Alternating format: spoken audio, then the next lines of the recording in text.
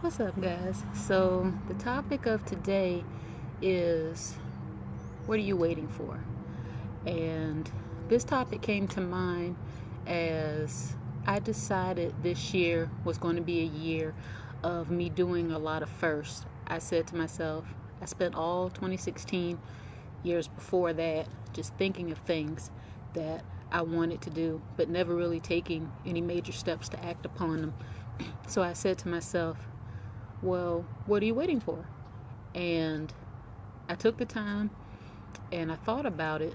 And when I actually thought about each thing that I thought was an obstacle in the way of doing what I wanted to do, when I took the time to break down how to overcome those obstacles, it became less of an obstacle and more of an excuse that I was telling myself to stop me from wanting to achieve what I wanted.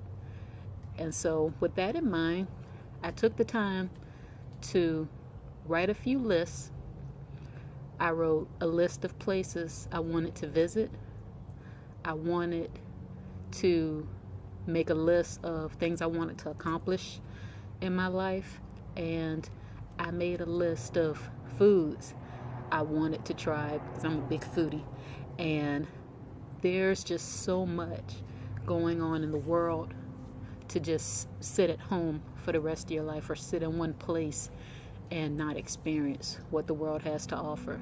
So I took the time to dwell on that list, and my list was pretty big. And so New Year just started, and with this new mindset that I have, I tell myself, okay, you know what you want to do now. You know where you want to go. You know what you want to achieve. You know the obstacles in your way. Now it's time to overcome them and get over your excuses. So that plays into this weight loss journey as well. A lot of us will say to ourselves, oh, we can't lose weight because it's genetics. Everyone in my family is big. Or you'll say, I've been big all of my life, so there's no point in trying. Some women will say, well, the man I'm with loves me for who I am, so I shouldn't have to change who I am and just stay that way. Or you just have someone that just will give you excuse after excuse. And at the end of the day, you have to be honest with yourself and accept that those are excuses. I've been telling myself the same lies over and over for 10 years. Every time I gave up, I came up with some excuse.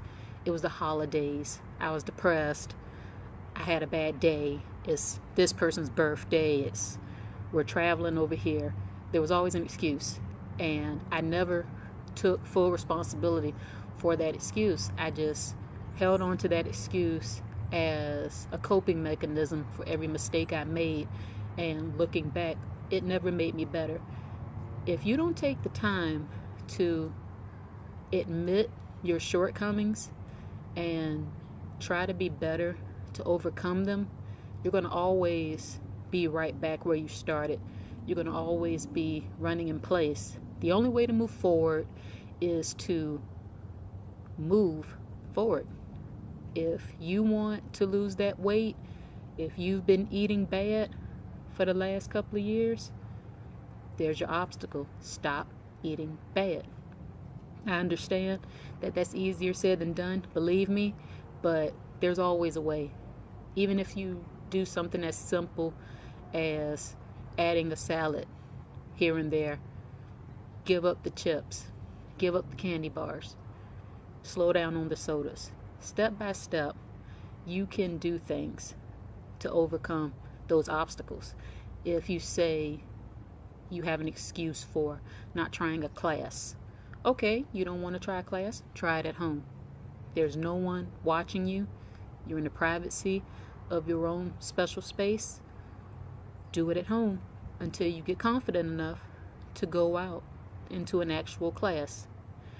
You say to yourself, oh, I can't afford to go to the gym. I can't afford to go to the classes. It's called the internet. YouTube is filled with countless free playlists that gives you everything from yoga, Pilates, Zumba, everything you could ever want to try. There is a YouTube video for you.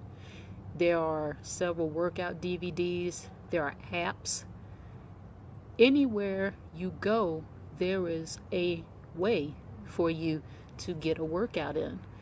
And really, you don't have an excuse. There's always a place to work out. Hotel room, bedroom, office. There's always a way to make things work. You can work out just standing in line. You're standing in line, calf raises. Instead of taking the elevator, take the stairs. Instead of trying to park close to your job, park a little bit further. Use that parking garage. Instead of eating out, get yourself something light. Walk around a few blocks. Walk around the park. There are plenty of ways to get this done. Have an accountability buddy. You can have someone that can serve as your workout partner and someone to help you stay on track. There are many ways for you to overcome whatever's going on in your life. You just have to be able to look at yourself and say what's stopping you. And I wouldn't be much of a person to ask you what's stopping you and me not address those issues myself. So I said to myself that I'm going to overcome those obstacles that I saw in myself, and I'm going to take steps to do what I want to do. So my first step, for example, I wanted to travel the world. Well, you can't travel the world without a passport book. That's something I don't have. So obstacle number one, get yourself a passport. That's what I plan on doing. So once I obtain my passport booklet, it's just a means of planning where I would like to go, saving the funds, and going. Easy obstacle to overcome.